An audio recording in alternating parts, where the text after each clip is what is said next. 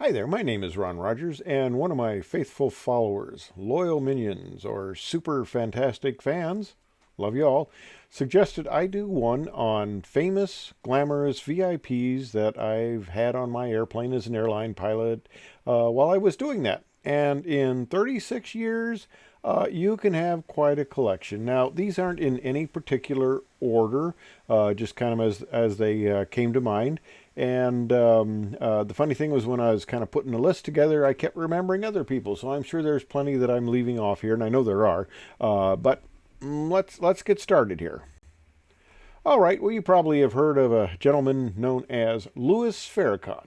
And I was flying 727 between Chicago and Washington National. We had hourly service, and by total coincidence, I had the 2 o'clock flight, and I'm walking down the jetway, and the flight attendant said to me, you know who we have on board? And we hadn't actually started planing yet, so I had no idea. I said, no, who? He says, we got Louis Farrakhan. And I go, oh, Louis Farrakhan. Let me think. Okay, I had to remember for a minute. But yeah, he was actually going to the Million Man March. So I have the distinction of taking Louis Farrakhan to the Million Man March. It was kind of interesting.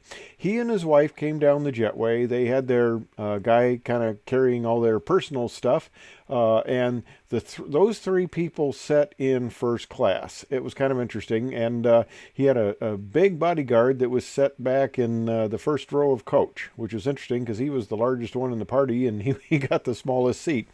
But they were sitting in one of the older 727s in the first class. The galley was right across from their seats. And that becomes important just a little bit later. So we take off and we're heading to D.C. And D.C.'s got some weather, some thunderstorms in the area, some strong winds out of the west, which come down the hills over a lot of the buildings there and cause a lot of turbulence.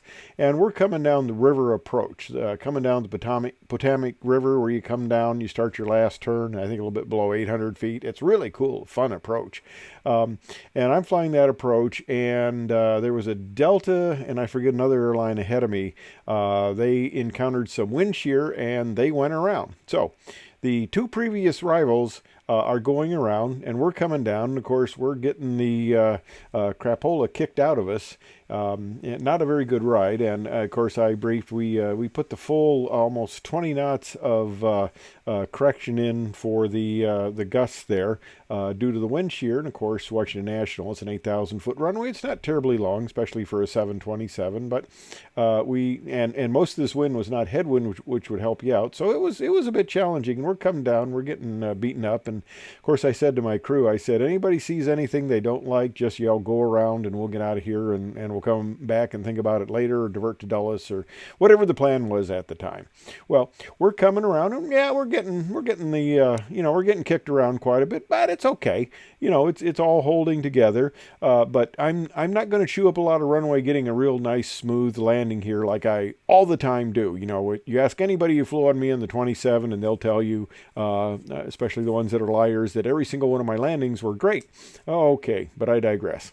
But okay, we're coming in, and so I'm going to put it on the runway. I'm not going to waste time. I need to get the airplane down. I need to get in reverse. I need to get on the brakes and not chew anything up. So we're doing okay. I touched down. Man, it was a decent touchdown. We weren't going to hydroplane, which wasn't an issue because it wasn't raining, but I touched down. But the if you know anything about the 27 galleys, there's a bunch of galleys, and way up at the top is this little galley, this little cubicle thing, and they put a lot of glass in there. Well, the latch wasn't terribly secure, and when I touched down, apparently that galley came out, and it was full of little wine glasses and stuff. It comes out, goes all the way to the floor of the galley, crashes, and I can hear Louis Farrakhan's wife, I later found out it was his wife, scream because this big thing crashed right next to her. It was her seat was right across from the galley. So that wasn't a terribly wonderful arrival for him. But anyway, I come around, and there was a lot of construction at the time, and we were going into, I think it was gate 28 if my memory serves me, but right along the perimeter of the gate was a fence. And of course, they had all these cars lined up. He wasn't going to go through the terminal. He was coming off the jetway down the stairs, and there was a car that was going to pick him up. and take him to the $1 Million Man March. Now, I didn't take all these people. I just took him and probably a few other people. Okay. But anyway, I'm looking at that and I'm going, those cars are kind of in my way. I said, okay, I need to park there, but you're going to have to get all those cars moved out of there because I don't have space.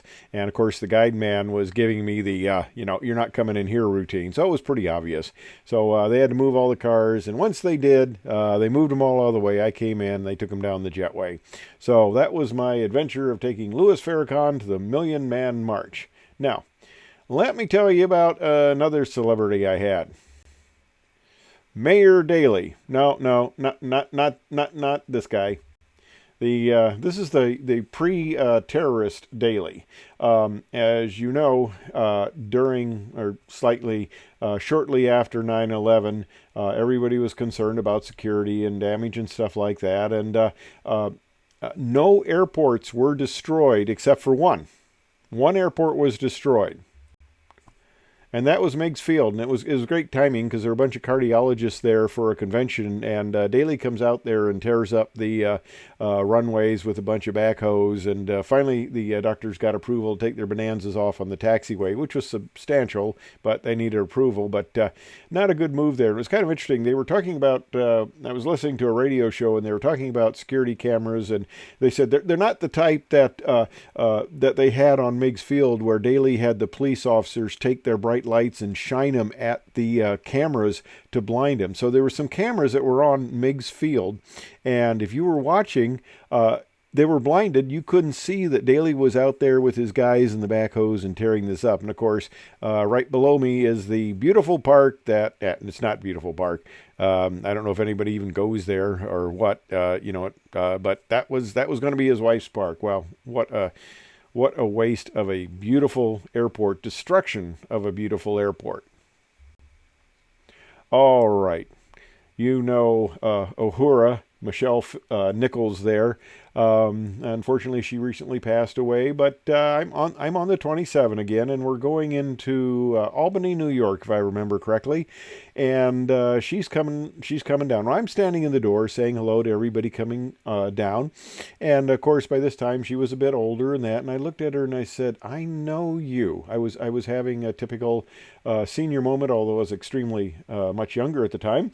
But I said, "I know you." And she says, "I'll give you a hint. Open a hailing frequency." And I go, "Uhura," and of course that wasn't a real name, but she was just the nice, sweetest lady, and I got her to autograph a little card for gave it to my youngest son, but that was really cool. She was just one of the nicest ladies, and so, okay, we're going to Albany, and we go in there, and this was at the time where they brought the air stairs up, very small field. She's going there for a Star Trek convention, and they bring the jetway up, and of course, we're down to one engine running. I kept the number one engine running. I think that's what we kept running. And once we had ground power plugged in and we got the lights in it, they checked it and ground power is great. We killed number one engine. So I'm seeing that's good. We got good ground power. So I shut off number one engine. Of course, that's the airplane generator. And what happens more often than probably not with some of these are the old, power units that weren't that great. As soon as that power unit tries to take the load, it says, "Nah, something's wrong," and the whole airplane goes dark. And of course, this is at night. The whole airplane is dark, and I turn to my engineer and I say, "Scotty, more power." Well, I didn't realize that Michelle Nichols was standing in the door at the time. She was in first class. The Star Trek convention people bought her a nice first class ticket, probably one of the requirements, and she was sitting right there in the first row. And I didn't realize she was in the door, and she says, "Those darn dilithium crystals, they're always giving me trouble." So we had a good laugh with that. Like I said, one of the sweetest people you'd ever meet. Andre the Giant. Okay, this is kind of cool. I'm co-pilot on the DC-10. Like I said, we're jumping around here a little bit because I was co-pilot directly to captain, never went back. Like some people, can switch around a little bit here. And we pick up Andre in Detroit on the DC-10. We fly him to Chicago, and he continues on with us to Los Angeles. But I'm looking out at the boarding area there, and I see what looks like one man with a bunch of children. Well, I realized that no, that wasn't one man with a bunch of children. That was Andre the Giant with everybody else out there in the boarding area. This guy is big. He lives up to his name in more ways than one. And he's also passed away by now, yeah, unfortunately. But he comes down and he comes into the cockpit and he says hello, and we have a nice little chat with him. That was kind of fun. And we ended up taking him all the way out to Los Angeles. Now, we had another gentleman on board, Muhammad Ali, Cassius Clay previously known, very well known, as you know, I'm sure, prize fighter. These guys get a lot of, anybody, I'm not a big boxing fan, but anybody who's seen these knows these guys take a terrible beating, and it takes a toll on them. And Muhammad Ali was well into his retirement. He wasn't fighting anymore. And we were taking him from Chicago out to Hutchinson, Kansas, or out to Wichita, and he had some property, I guess, up at Hutchinson, Kansas, which is right next to there. And he was with a man who was accompanying him. I don't know if I want to use the term handler or not, but Muhammad Ali was having cognitive issues for all the damage that he had taken. So he had a guy helping him, and we were talking to him, and his responses were very slow, but he was a very nice man. And this is going to be a factor in a later little thing, because I didn't quite understand the various difference in weight classifications of these prize fighters. I mean, Muhammad was huge. His hand was about the size of my head, and I'm going, boy, one hit from this guy and I'd be done for. I mean, he was a big guy. Okay, like I said, jumping around here. I'm a 777 captain. I'm flying out of Beijing, and I don't know if it's this guy or not. He was I was introduced to him as a Chinese premier, high-ranking individual in the government, and he said that we were talking a little bit, and he said Coen Powell was a very nice gentleman, and okay, that's fine. I have never met Coen Powell personally, and probably never will, but I will take his word for it. But I guess the Chinese government didn't have their own class of aircraft to take him, so he was riding in first class from Beijing, and I took him up to Chicago.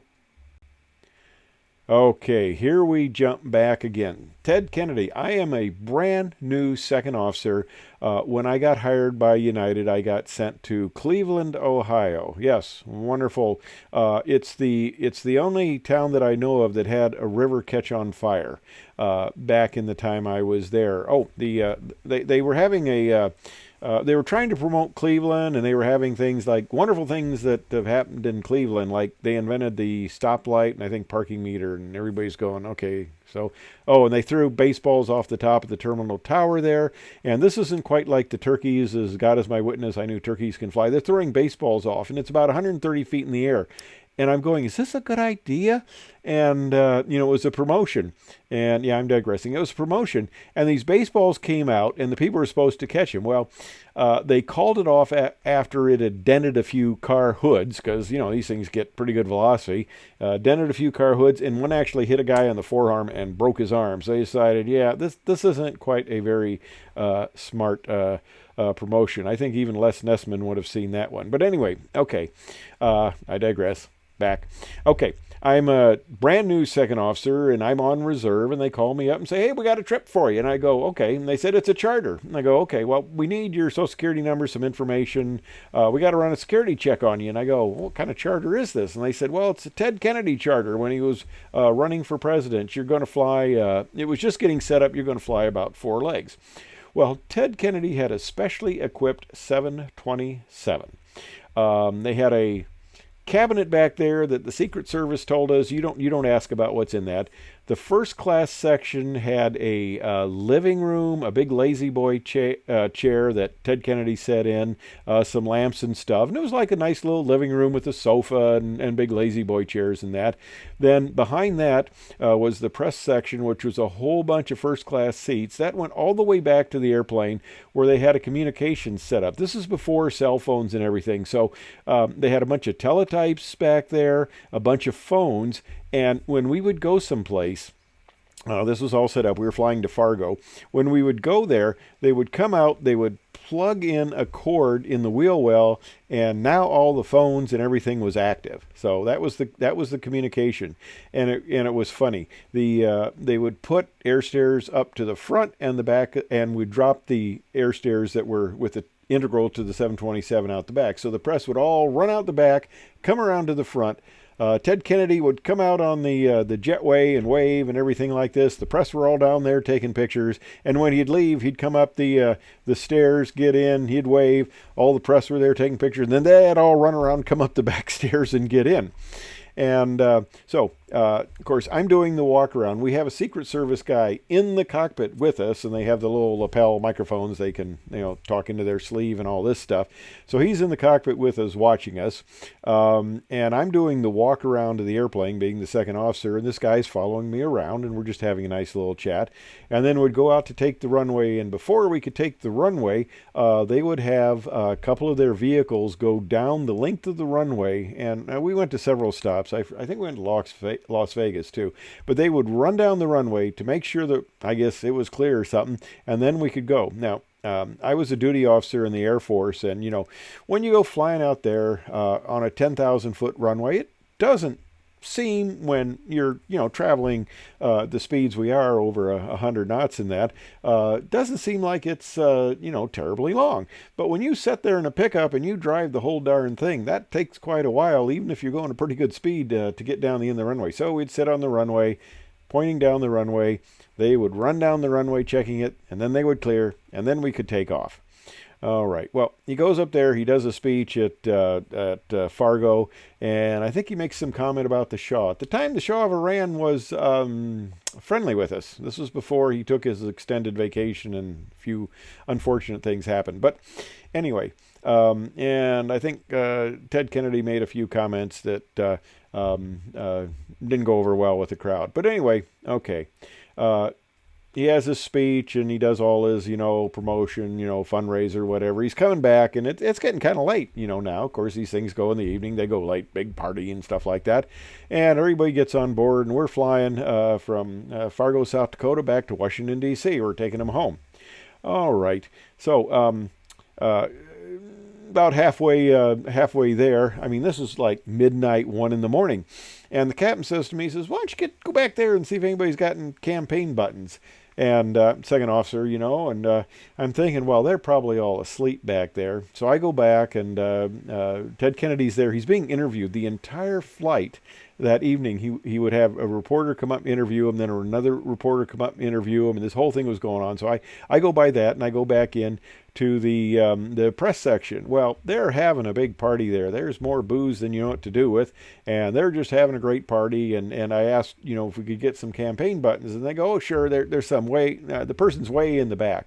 So I'm working my way through the seats, everybody's standing, trying to get to the back of the aircraft. I get about halfway back there, and this lady stops me. Press lady stops me. She looks at me almost in horror. Okay, I was 29 at the time. I looked fairly young at my age at the time.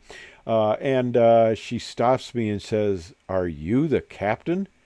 And I go, "Oh, no, ma'am. I'm the second officer." She says, "You look awfully young." And I go, "Well, I'm 29. And she says, "The captain's much older, isn't he?" I go, oh, he's much older. I think he's very close to 60. He's very old." "Oh, that's wonderful." Go back, get the campaign buttons, come in. I tell the captain about what happened. I said, so Captain, when you get off the airplane, you want to maybe hobble a little bit so this lady feels a lot better. But that was my little bit of doing a charter and interfacing with the Secret Service and all that fun stuff. Rather interesting time. I learned a lesson when you're flying. Whenever you see somebody and you think, boy, that person sure looks a lot like, well, they probably are. I'm coming down the jetway. Now, he wasn't on my flight. He was on a connecting flight. You know how the airplane comes in, the people come off, and the one crew, you kind of do the crew change where they're still on the airplane. You come down, you switch out, but the passengers are pretty much off. And at the time, they had the wheelchairs at the end. Now, of course, they clogged the jetway with the wheelchairs there at the beginning. But they were taking the people off in wheelchairs at the end. And this guy's coming out in the wheelchair, nice looking guy, and he smiles and waves, and I wave at him and say hi, and I go down, and I'm thinking, boy, that guy really looks like Burl Ives. And I go down there, and the flight attendant says, you see Burl Ives there? We just had him on our airplane. I go, oh, really? Cool. Yeah, he said, real nice guy. It's kind of interesting. I met a lot of these people, movie stars, performers, and stuff like that. Some of them don't have the personality or the persona that you see as the actors. They can be quite a interesting handful. Others are just nice as can be people. They really are. All right, jumping around again. I am a 777 captain. I'm flying internationally out of Dulles, and I guess there was a high-ranking Israeli official who had a problem with his airplane. He had a state airplane, and there was some issue with it, and it was broken, and he needed to get back home. So this was kind of a last-minute deal. They booked he and his wife and the kids in first class. I guess they had available seats, or they bought people off. I have no idea. But anyway, I'm there, and all of a sudden, a bunch of Secret Service people come down. They want to talk to me. They said, hey, we just want to let you know we have this high-ranking Israeli official on board and stuff like that. And I mean, the jetway was kind of lined with the Secret Service stuff. And then he comes down. I get to meet him and his wife and that. Very, very nice, lovely people. And they get on the flight, and we take them on their way. Now, what's interesting is, this is a picture of Susan Anton, and, glamour shots. I have all my makeup on and stuff, so this is why I look so good in these videos. I mean, if you saw me in person, I look terrible. I'm just terribly old. And actually, I met one of the people out at the local airport today. And see, the funny thing is, if you watch me, you see me, but I can't see you. It doesn't work that way. It doesn't go two-way, So one guy says, he looks at me and goes, Ron. And I go, yeah. And he goes, do you know who I am? And,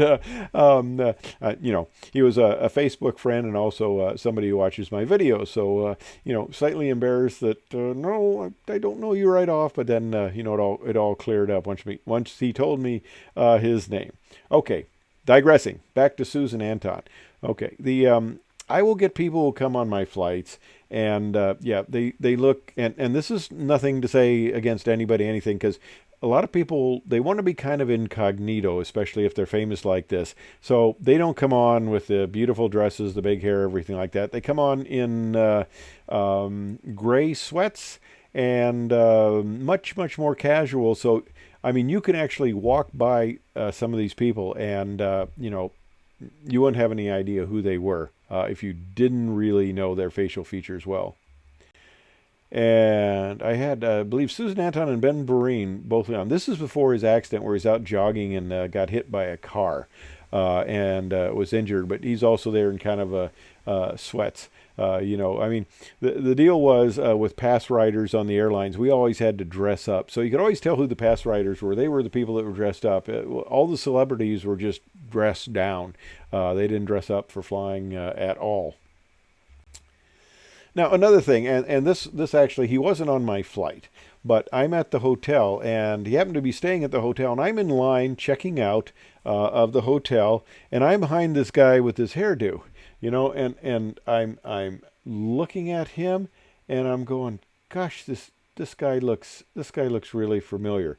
Who is this guy? I mean, I go, this guy looks a lot like Don King.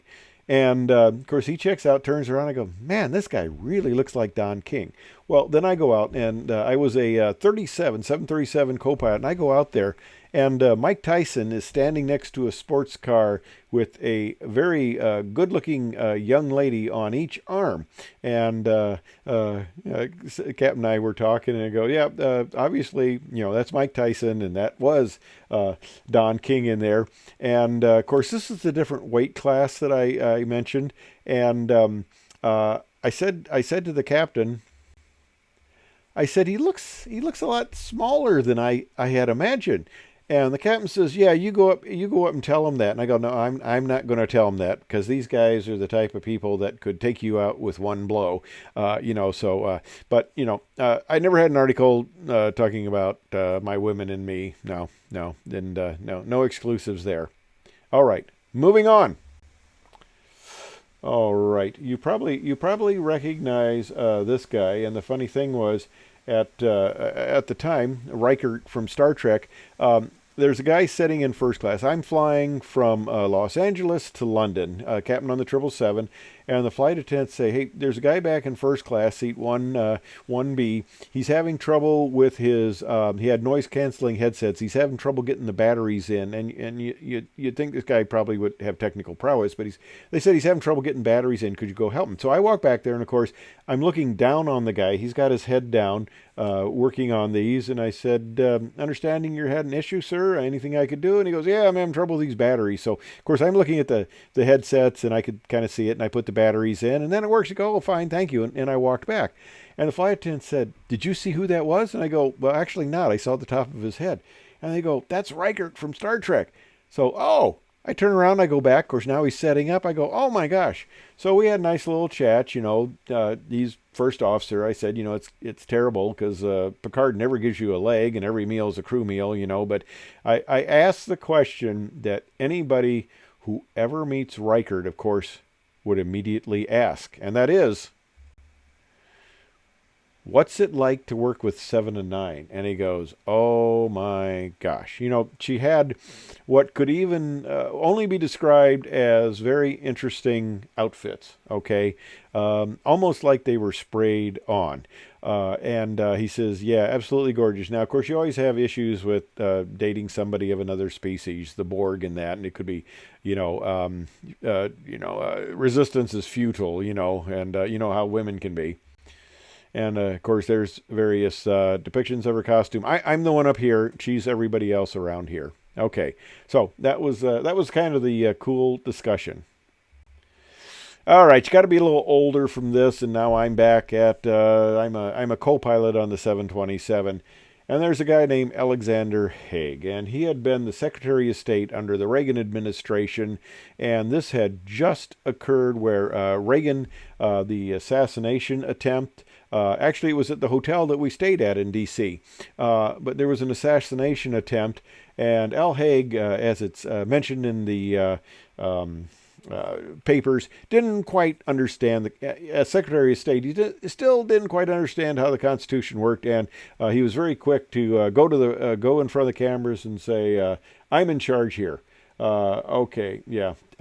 He was supposedly trying to settle everybody's nerves because Reagan was in a serious situation, but he didn't quite understand how the Constitution worked, and the Secretary of State was not really the guy in charge. But he was on our airplane, so I mentioned to the captain, I said, "We got Al Haig on board. I don't know if you want to mention to him that he's not in charge of the airplane," but we had a little laugh with that.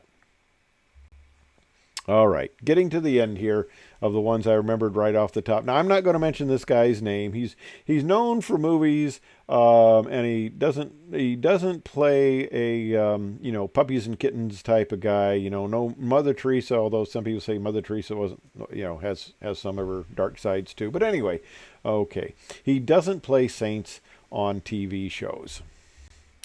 But I'm in Honolulu, captain on the 777. We're going Honolulu back to Chicago, and the gate agent comes down to me and says, "Hey, we have this guy out in the lobby there, and I'm not sure I feel comfortable letting him on board." And I say, "Why?" He says, "Well, he was partying pretty hard in the night, and I'm not sure that he's really quite fit to travel." And she says, "Captain, it's up to you if you want to let him on board. I'm a little concerned about it, but it's your call." So I said, "Well, let me talk to him." I actually didn't know who it was at the time, and I go out there and I see him, and of course I'm not going to mention his name, but and they're very casually dressed. You almost wouldn't recognize him except for the face. And I just had a very nice chat with him, and he says, "Yeah, I've been partying. I'm fine. I'll sleep the entire flight. And that's essentially what he did." And we get a lot of sports people out to the islands all the time. It's interesting, and I'll take them out in the flights, and sometimes you'll see them walking around with a little entourage on Honolulu, the main Waikiki strip there, and stuff like that. So it's quite interesting. But anyway, got on, very nice flight, got into Chicago, and that was it. No issues whatsoever. So, like I said, in 36 plus years, you get a lot of different people on the flight. Most of the people I had trouble with were just normal people. The good people, the people who were celebrities and that. I really didn't have any issues with egos causing any problems. The vast majority of them were the nicest people you ever want to meet, and even Louis Farrakhan was a very nice guy on my flight. But so that's the story of some of the interesting people I have had on my flights. There's more, and if I remember enough of them that are super interesting, I might do an add-on. But for the guy who asked, that's the story of interesting people I have had on my flights. I hope you enjoyed it. I hope you found it interesting. And thanks for watching.